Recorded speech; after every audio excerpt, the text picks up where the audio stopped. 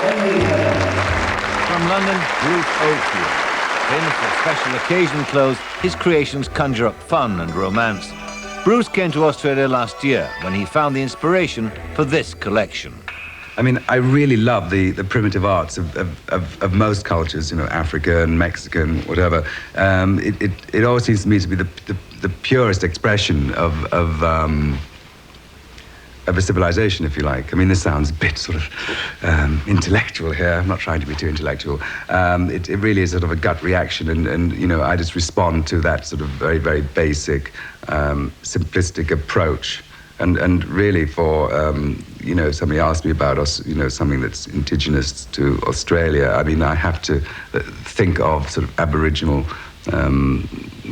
paintings and sculpture. So the first thing to say is it's very hot in here. It's not a comfortable position, it's a cubby hole. It doubles the Black Hole of Calcutta, this place. Right, you look wonderfully glad. You've got clothes on at all. You're in your suit, I mean. But Bruce Oldfield, now he's already got a home run because Princess Diana's wearing one of these dresses. I know, well that was a surprise actually. I had no idea what she was going to turn up in. And, that's exciting for him too. Yes, must be. But I mean, what is it about Oldfield, do you think, that makes him such a favourite of Princess Diana? I think it's the glamour. I think he can really capture it so perfectly. Yes. And the whole thing is, it's haute couture.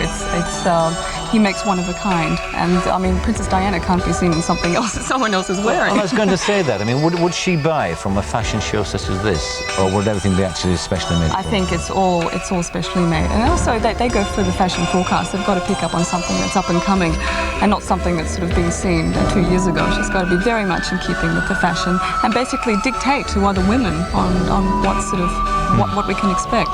Well, now going onto stage to see Bruce Oldfield and some of these wonderfully exotic models. These are the first glimpse we've had of the international models, I think, isn't it? Well, apart from Ella. Yeah, from Ella, yes. Yes, it's quite fitting actually that Bruce Oldfield will start off with it, because his inspiration is Aboriginal art, and he's been a great fan of Aboriginal art for many years.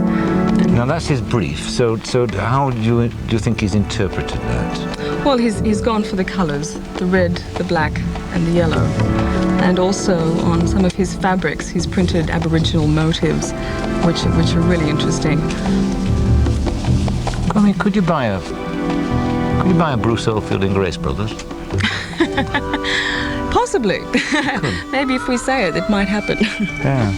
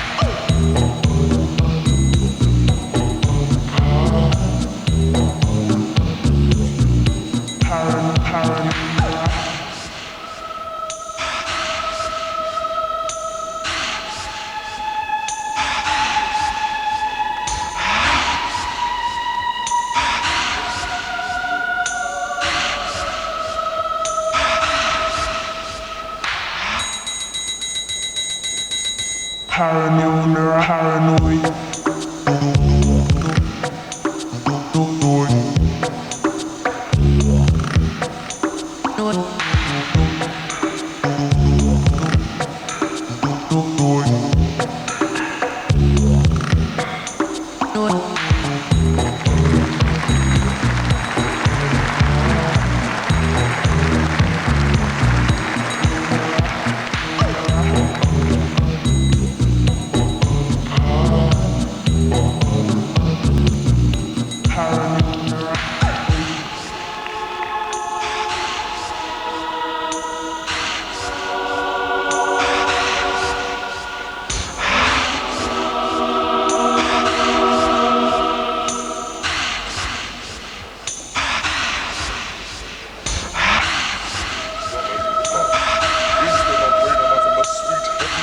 Wash it white as snow.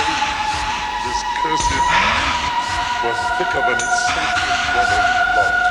Is the membrane of the sweet heavens to wash it white as snow? Paranoia.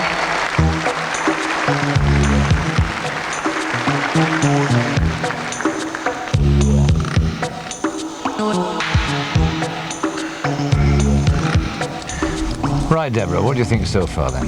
Yeah, he really does have a tremendous sense of excitement about his clothes. But there you see that the applique on the back of that jacket, he will always put in some sequins somewhere, which is really exciting. There you can see a close-up of it now. But it's quite figure-hugging. And there's his use of bright colours. He loves, the pinks and with the yellows. It's sort of a clash, really, but it works very nicely.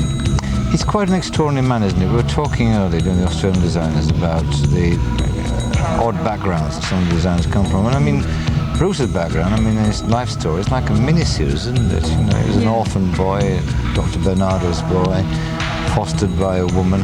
She actually taught him to sew, which is interesting. Of Bruce Oldfield.